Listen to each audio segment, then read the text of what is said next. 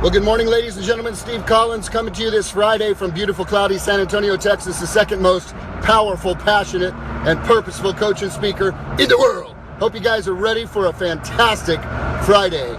It's been said, if you don't stand for something, you'll fall for anything. What do you stand for? What do you stand for? What are you willing to be ridiculed for believing? What are you willing to be ostracized for believing? What are you willing to be cast out from circles in society for what you believe? And more so, not only what you believe, but how you live with what you believe. If you don't stand for something, you'll fall for anything. One of the things I've been speaking with my coaching clients about is developing standards, very specific standards for the business. And just like a business has standards, obviously the business is a reflection of the leader. And the leader has values.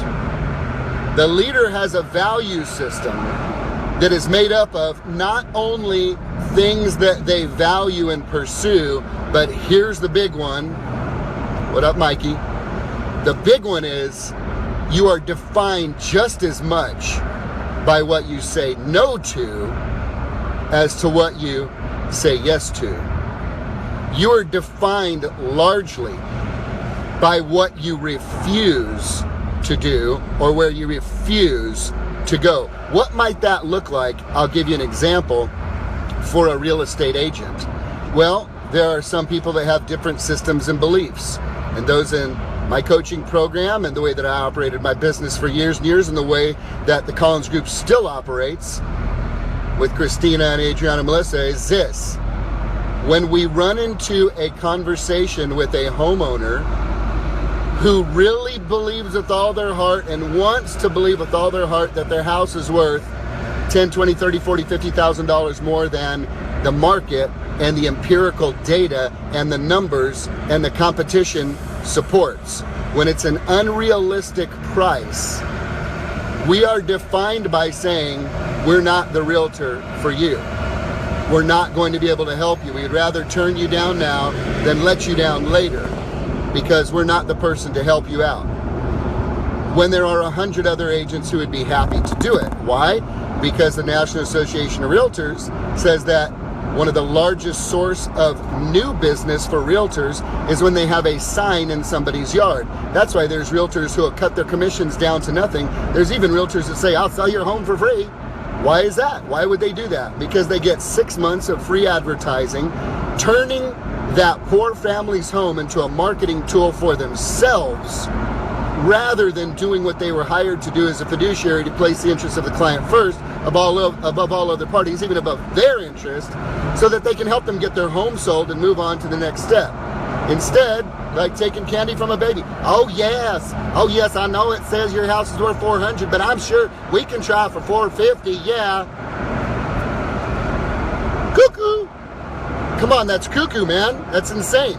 This is a realtor without an ethical or moral compass who's willing to put this family through suffering of keeping the house perfect and clean and fighting to make it perfect and clean every single day just so it'll sit on the market and not sell. Not only will it not sell, but other agents will use it to prove a point to their other clients about these other houses, which are great deals, and then it wouldn't even appraise.